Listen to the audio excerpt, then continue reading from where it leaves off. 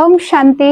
Mount Abu ಅನೇಕ ಋಷಿ ಮುನಿಗಳು ತಪಸ್ ಮಾಡಿರುವಂತಹ ತೀರ್ಥ ಸ್ಥಳ ಇದು ಮತ್ತು ಬ್ರಹ್ಮಕುಮಾರಿಯವರ ಮುಖ್ಯಾಲಯವೂ ಕೂಡ ಇದೇ ಸ್ಥಳದಲ್ಲಿದೆ. ನಿರಾಕಾರ ಪರಂಪಿತ ಪರಮಾತ್ಮರವರ ದಿವ್ಯವಾದ ಜನ್ಮಭೂಮಿ ಇದು. ಆದಿದೇವ ಬ್ರಹ್ಮರವರ ಕರ್ಮಕ್ಷೇತ್ರನೂ ಕೂಡ ಇದಾಗಿದೆ. ಇಂಥ ಒಂದು ಪುಣ್ಯ ಕ್ಷೇತ್ರಕ್ಕೆ ನಾವು ಭೇಟಿ ನೀಡಿದ್ವಿ.